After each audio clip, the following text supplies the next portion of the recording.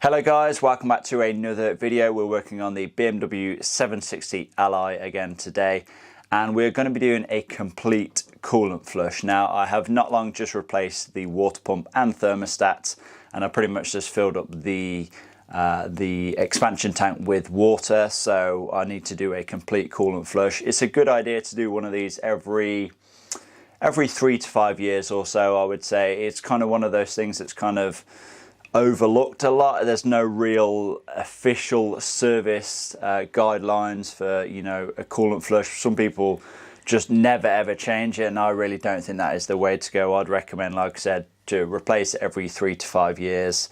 And yeah, I have no history of it ever being replaced, so yeah, we're going to be doing a complete coolant flush today. But without further ado, let's get outside and let's get cracking. Okay then, so first thing you want to do is lift the car up, and as you can see, the front of the car is up on some ramps. The next thing you need to do then is remove the front under tray if yours is still in place. So I'm going to go ahead and do that now.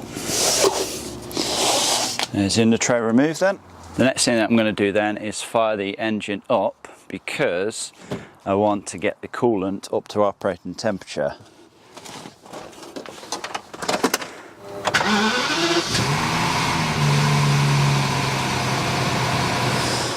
Then I'm going to come inside of the car and turn the heating up to full, the highest temperature setting, which is 32 degrees Celsius.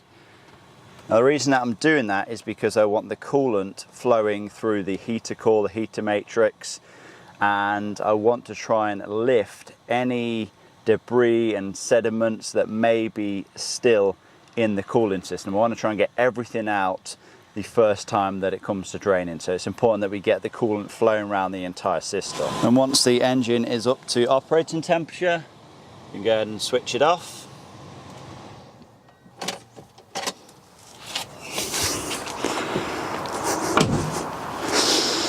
And now we can start draining the coolant for the first time. And we drain the coolant by accessing the drain plug on the bottom of the radiator. You just need to insert a flat bladed screwdriver into there and turn it anti-clockwise. Get your bucket ready as well, because this will start to drip out of here.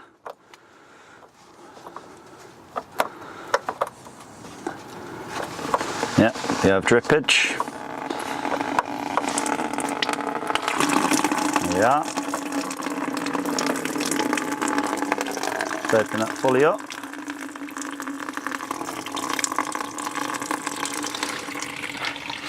And then if we go to the expansion tank and remove the cap, this should start to drain a bit quicker.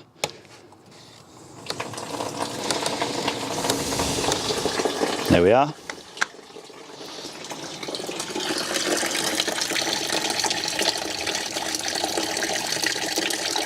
So while the last few drops of coolant are dripping out, we'll just take a look at the colour of the coolant that was in the car. So as you can see, it is a light blue, so there is still some coolant in here, but this is very, very diluted at this point. Like I said, when I refilled it last, I just filled it up with water. Now essentially we want to keep repeating the process that we've just done, so you know, draining it. So we'll fill it up with water, drain it again, and we need to keep doing that until this is completely clear. Once this is completely clear, we know that we have no old coolant in the car, we just have water. And after we've done that, we'll completely drain it, and then we'll put the proper coolant to water mix in. So yeah, let's let the last few remaining drops of coolant drain out, and then we'll fill it up with water. That will do, I think. It's literally just dripping out now, so I'm just going to go ahead and close the drain plug up. So yeah, if we fill this up with regular tap water now then.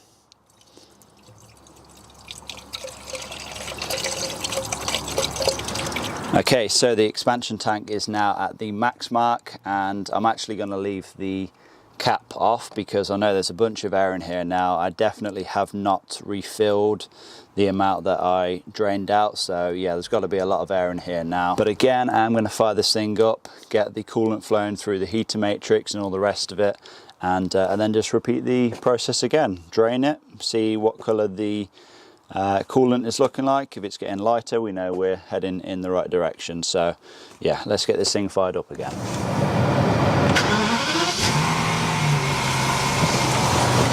Jesus, it is warm in here.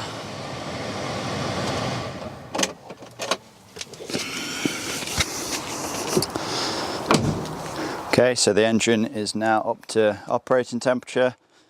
It's time to drain the coolant again.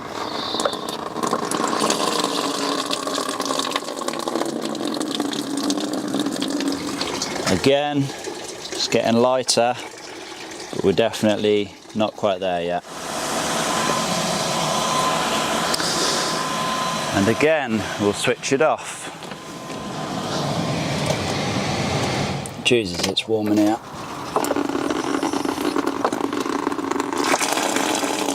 Another 2 to 3 flushes for this to be completely water, and then we'll probably be there then.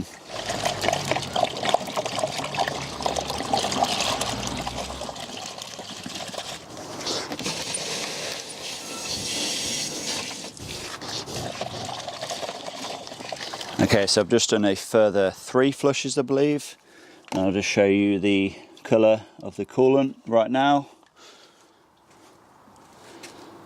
As you can see, that's virtually water now. You may be able to see the faintest of blues in that, but yeah, there's pretty much no coolant in that right now.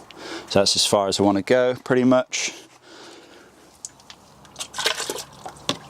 But I am in fact going to do one more flush, but this time I'm going to fill it up with deionized water. And that is because when you're doing your coolant water mix, you don't want to use just regular tap water. It is a lot more corrosive, but this deionized water, this is the correct stuff. This is what you want to use. So yeah, I'm going to do one more flush, because obviously, of course, we can't drain every last drop out. So I'm going to do one flush with the deionized water in kind of in the hope that we're going to, you know, at least try and drain as much of that tap water that is still in the system out. And then after we've done one more flush with the deionized water, we'll then just fill up with the coolant deionized water mix.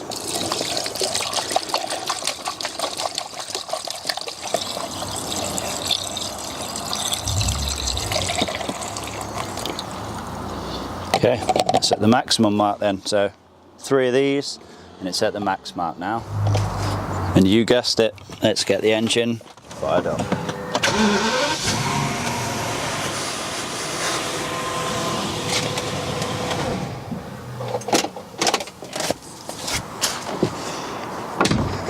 Okay then, let's do it. Let's drain it for the final time.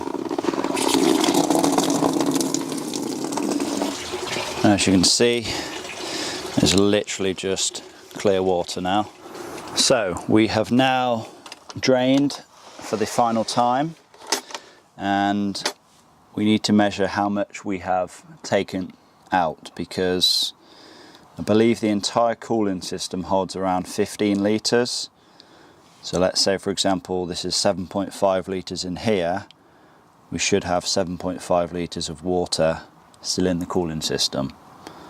So I'm going to drain this out of this bucket. I'm going to pour it into some bottles just to measure it. And then we can work out how much coolant / antifreeze and deionized water we need to add then. Yeah, that's sealed for the final time. And you don't need to go crazy when it comes to tighten these up. It's only plastic. Okay, so yes, I just poured what was in the bucket into these 2.5 litre bottles, and it managed to fill 3 of them exactly. So yeah, this is pretty much half of the required coolant amount. So that means we do have 7.5 litres roughly in the cooling system. And when it comes to the coolant / antifreeze water mix, these are the guidelines that you want to follow. So if you want to go down to a maximum of -52, you want 3 parts coolant to 2 parts water. Maximum -36, 1 part coolant to 1 part water. It doesn't get that cold here in the UK, so -24 is going to be more than adequate. So we need 2 parts coolant to 2 parts water. Sorry, not 2 parts water, 3 parts water. So yeah, 2 parts coolant to 3 parts water. So that would mean in our case, because we have a 15-litre cooling system, we want to have 9 litres of water and around 6 litres of coolant. So what I'll do is I'll add the coolant / antifreeze first, and then we will just top up the rest with the deionized water. So this is a 5-litre bottle, so I'll put the entirety of this in.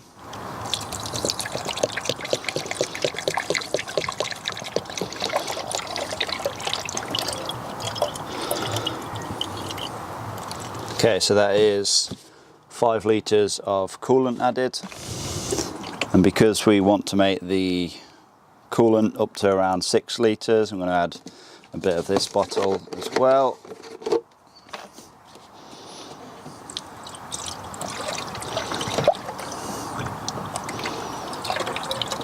That'll do for now, and I will add up the rest with the deionized water.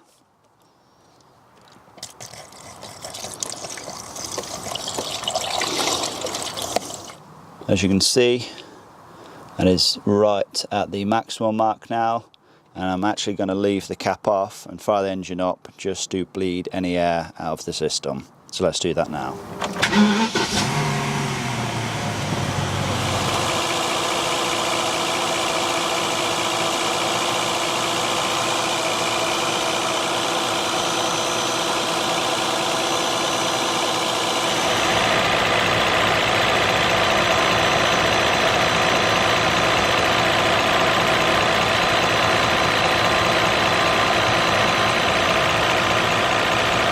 Once you don't see any more bubbles, that's when you know the air is completely bled out the system.